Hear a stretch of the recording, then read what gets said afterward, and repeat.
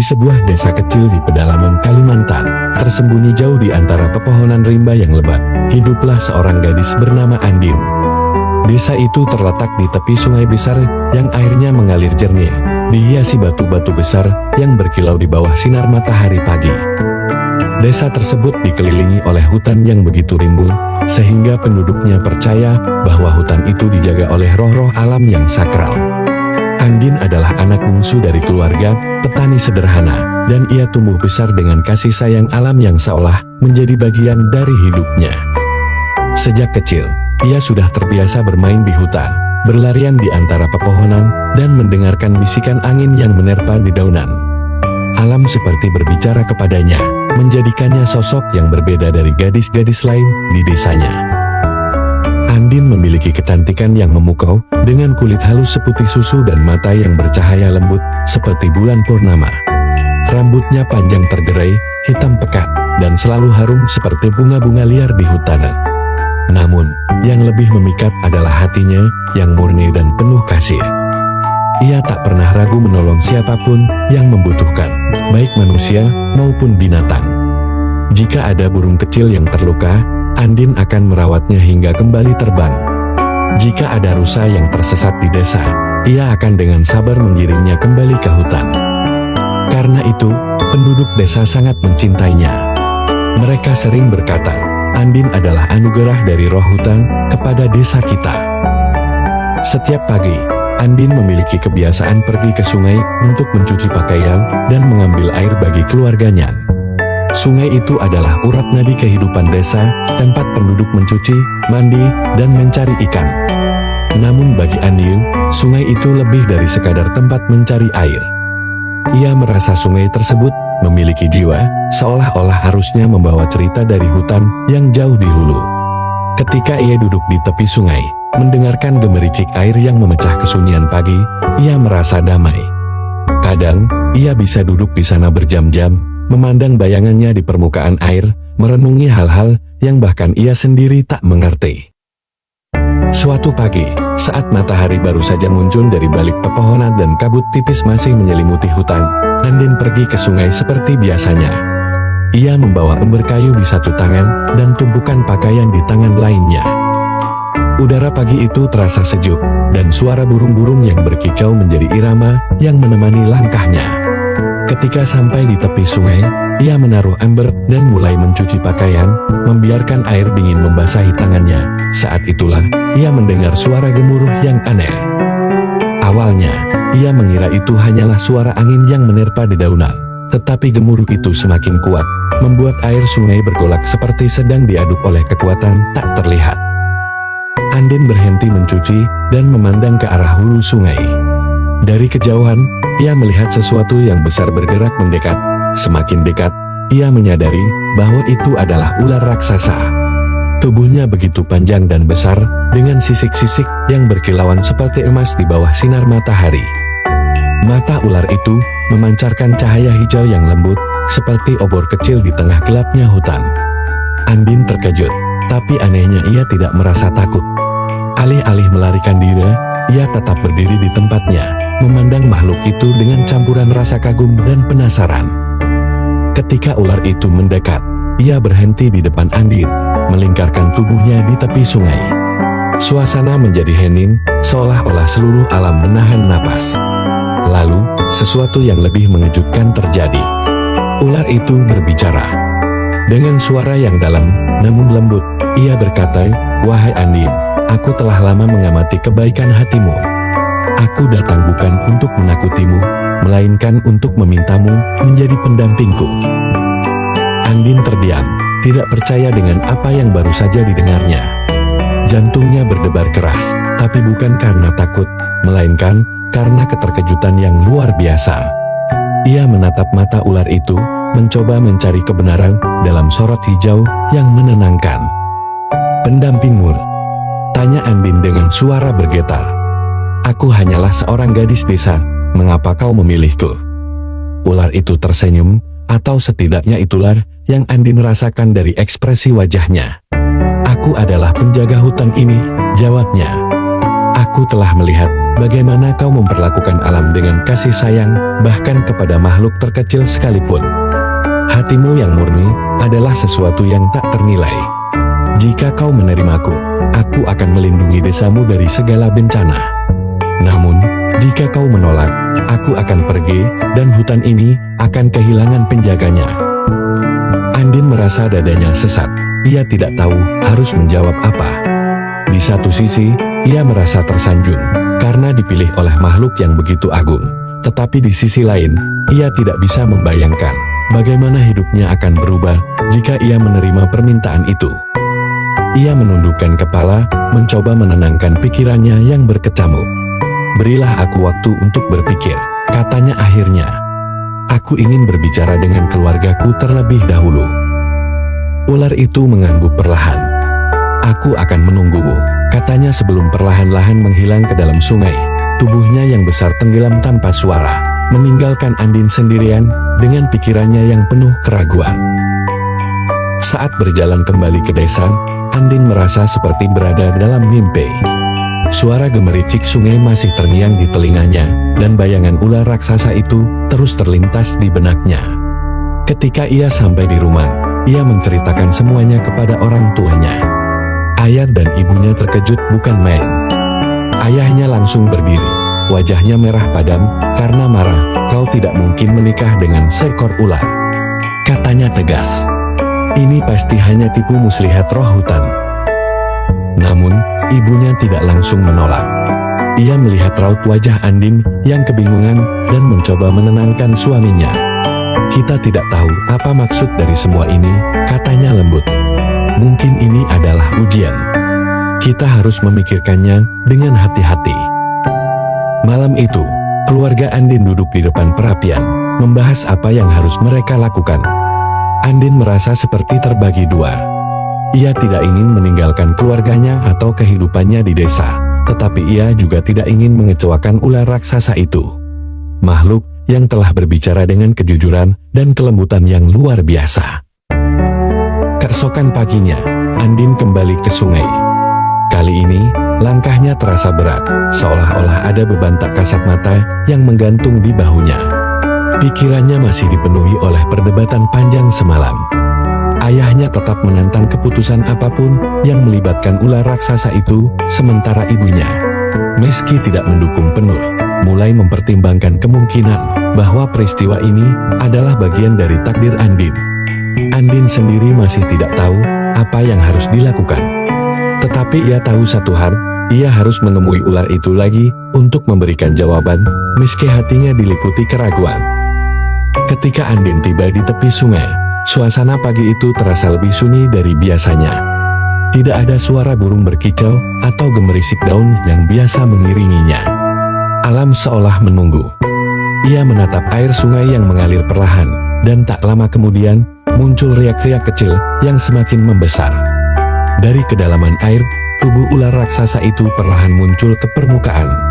Sisik emasnya berkilauan diterpa sinar matahari pagi, menciptakan bayangan cahaya yang menari di atas permukaan air. "Wahai Andin," ular itu memulai dengan suara lembutnya. "Apakah kau sudah membuat keputusanmu?" Andin mengangguk perlahan.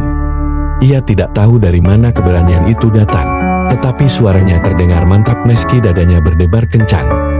"Aku telah memikirkan permintaanmu," katanya. "Namun, aku harus tahu lebih banyak. Apa sebenarnya yang kau inginkan dariku? Mengapa aku? Dan apa yang akan terjadi jika aku menerimamu?" Mata ular itu menatapnya penuh pengertian. Cahaya hijau dari matanya tampak lebih lembut, seolah-olah mencoba menenangkan hati Andin. "Aku telah hidup ratusan tahun sebagai penjaga hutan ini," katanya. "Dahulu, aku adalah roh manusia seperti kalian. Namun, karena kesombonganku, aku melanggar perjanjian dengan para roh alam dan dikutuk menjadi ular. Aku diberi satu kesempatan untuk menebus dosaku menemukan seorang manusia yang memiliki hati sebaik hatimu. Jika kau menerimaku, aku tidak hanya akan melindungi desamu, tetapi juga dapat kembali menjadi diriku yang sebenarnya." Andin terkejut mendengar pengakuan itu. Ia tidak menyangka bahwa di balik wujud besar dan menakutkan itu, ada cerita yang begitu menyedihkan. Ia melihat mata ular itu, yang sekarang tampak dipenuhi dengan rasa harap dan kejujuran. Namun, pikirannya tetap dipenuhi pertanyaan. Apakah ia siap untuk meninggalkan kehidupannya yang biasa demi sesuatu yang tidak pasti? Aku hanya seorang gadis desa, Andin berkata pelan. Aku tidak tahu, apakah aku bisa memenuhi harapan sebesar itu. Bagaimana jika aku gagal? Ular itu mendekat sedikit, tubuhnya melingkar lembut di tepi sungai, seolah tidak ingin menakuti Andin. Kau tidak perlu menjadi sempurna, Andin, katanya. Yang kuinginkan hanyalah hatimu yang tulus. Aku tahu ini bukan keputusan yang mudah, tetapi ketahuilah bahwa aku tidak akan memaksamu. Jika kau menolak, aku akan pergi, dan kutukanku akan tetap ada. Namun, aku tidak akan pernah menyakitimu atau desamu. Andin terdiam, kata-kata ular itu menyentuh hatinya, tetapi ia masih merasa bimbang. Ia tahu keputusannya tidak hanya akan memengaruhi dirinya sendiri, tetapi juga keluarganya, bahkan seluruh desa. Setelah beberapa saat, ia menghela napas panjang dan berkata, aku membutuhkan lebih banyak waktu. Aku harus berbicara dengan para tetua desa, mereka mungkin tahu apa yang terbaik. Ular itu mengangguk perlahan, aku akan menunggumu di sini, katanya. Kapanpun kau siap, datanglah kembali ke tempat ini. Andin kembali ke desa dengan langkah yang terasa berat. Ia memutuskan untuk berbicara dengan para tetua desa, berharap mereka dapat memberikan nasihat yang bijak. Malam itu, ia mengundang beberapa tetua ke rumahnya, termasuk Pak Lasung, yang dikenal sebagai penjaga tradisi dan penjaga cerita leluhur. Pak Lasung mendengarkan cerita Andin dengan seksama, wajahnya serius dan penuh pemikiran.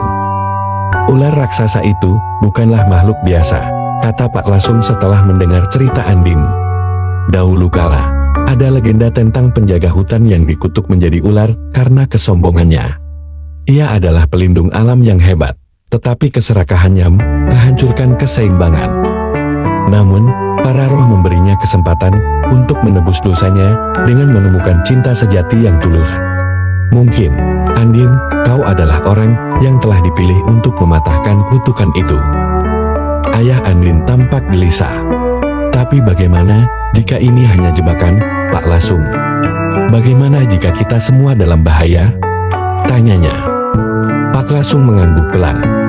Ketakutanmu wajar, tetapi aku percaya bahwa kita tidak boleh melawan kehendak alam. Jika benar ular itu adalah penjaga hutan, maka menolaknya bisa membawa bencana bagi kita semua.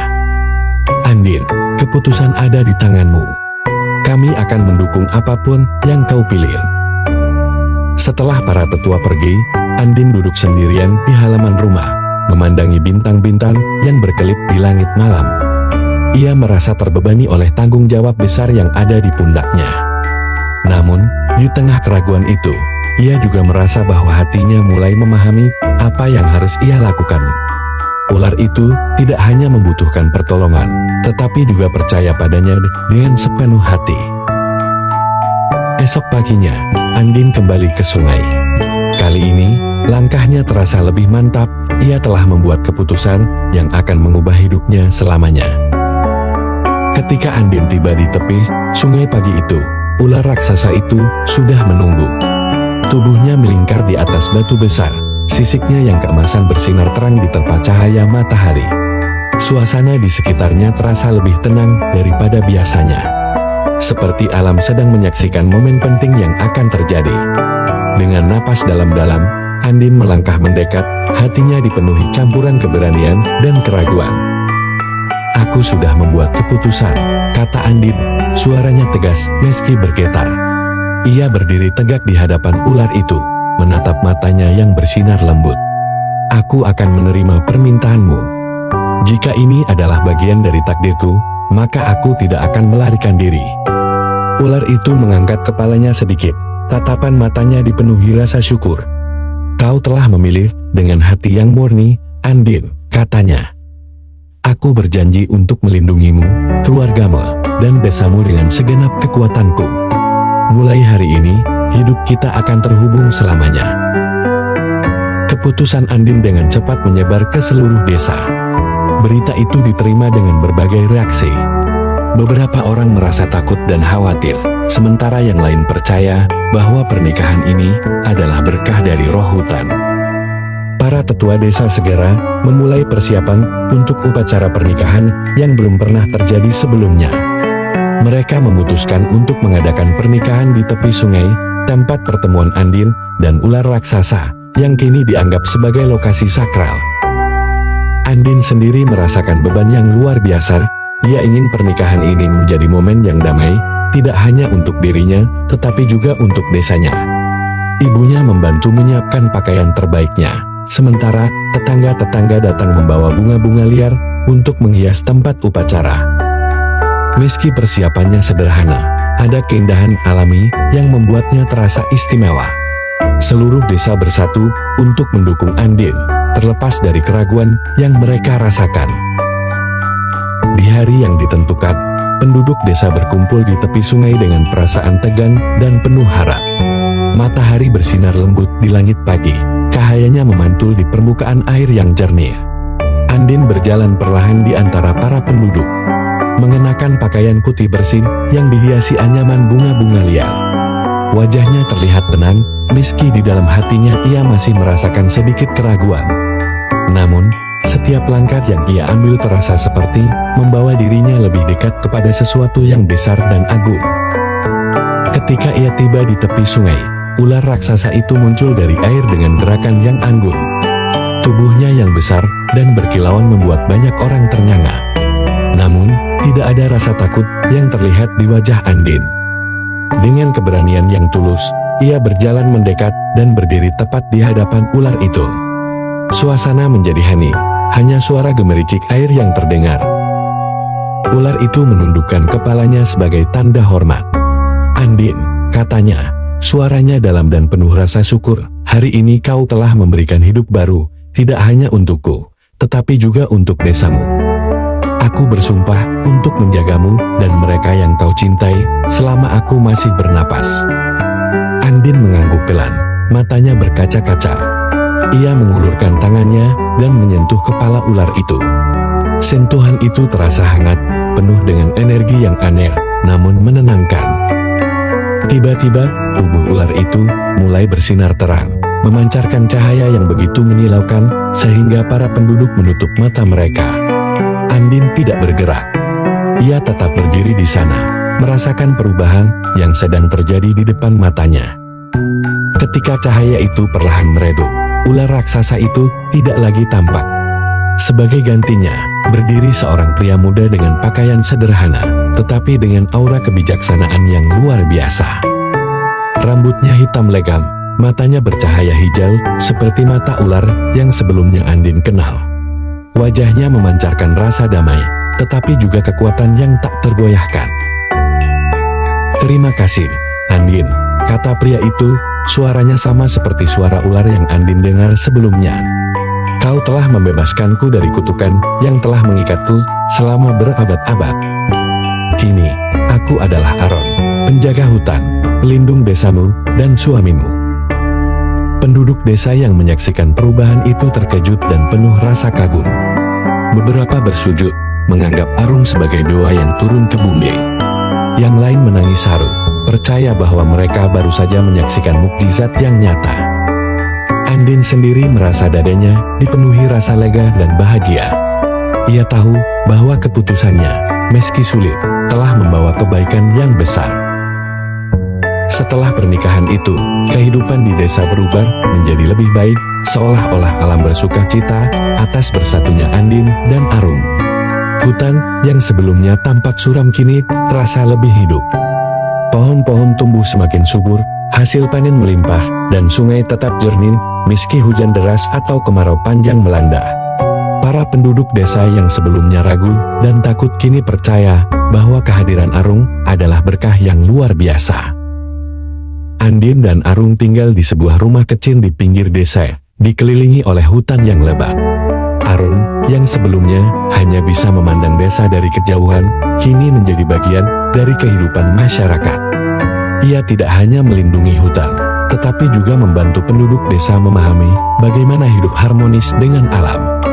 ia mengajarkan mereka cara menanam tanpa merusak hutan, cara memanfaatkan hasil hutan dengan bijak, dan cara menghormati roh-roh penjaga yang ada di sekitar mereka.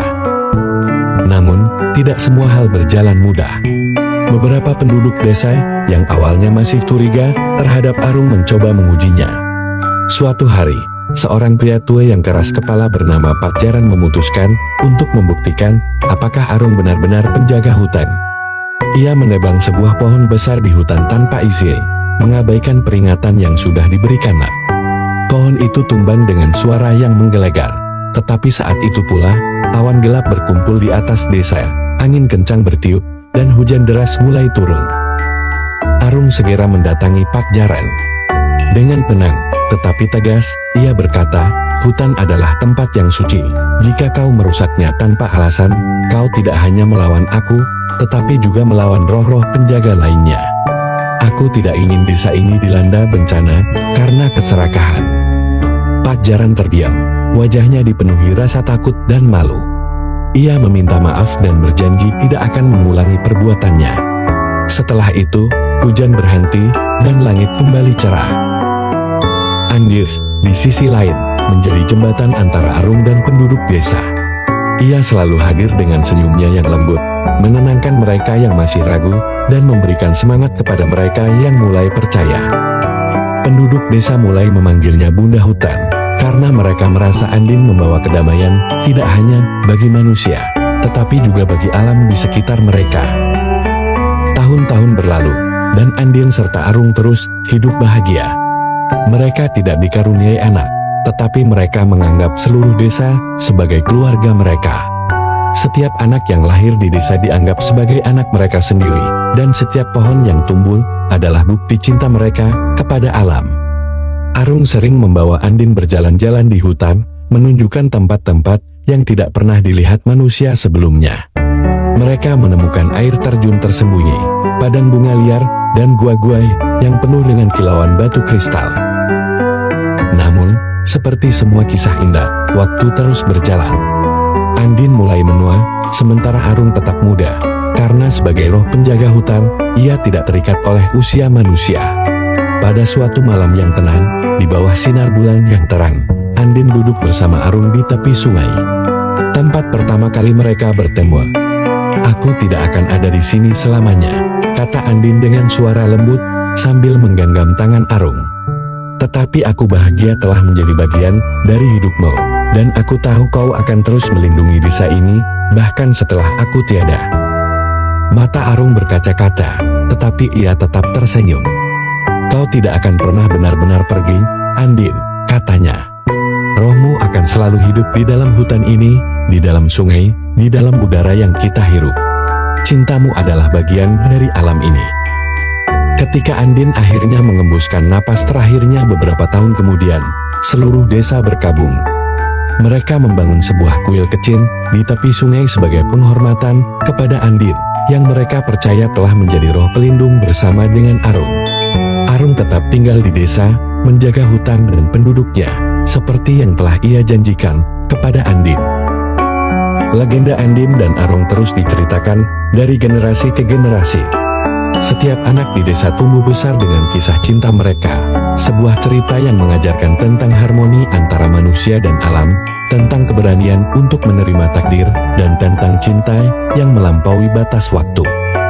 Hingga kini, sungai itu masih mengalir jernih, hutan tetap subur, dan penduduk desa percaya bahwa Andin dan Arung masih menjaga mereka dalam wujud roh yang melindungi alam semesta. Terima kasih telah mengikuti cerita Andin dan Arung, sebuah legenda penuh makna dari tanah Kalimantan yang mengajarkan kita tentang cinta, harmoni, dan pentingnya menjaga alam. Setiap kisah memiliki pesan untuk kita. Dan semoga cerita ini memberikan inspirasi serta wawasan baru dalam melihat hubungan manusia dengan lingkungan. Jika Anda menikmati cerita ini dan ingin mendukung lebih banyak karya kreatif lainnya, jangan lupa untuk mendukung channel ini dengan menekan tombol subscribe, memberikan like, dan membagikan video ini kepada teman-teman Anda. Komentar Anda juga sangat berarti bagi kami, jadi tinggalkan pendapat Anda di bawah. Kami ingin mendengar apa yang Anda pikirkan tentang cerita ini. Dukungan Anda membantu kami terus menciptakan konten menarik dan mengangkat budaya serta kisah lokal yang penuh keindahan. Terima kasih telah menjadi bagian dari perjalanan ini, dan sampai jumpa di cerita berikutnya.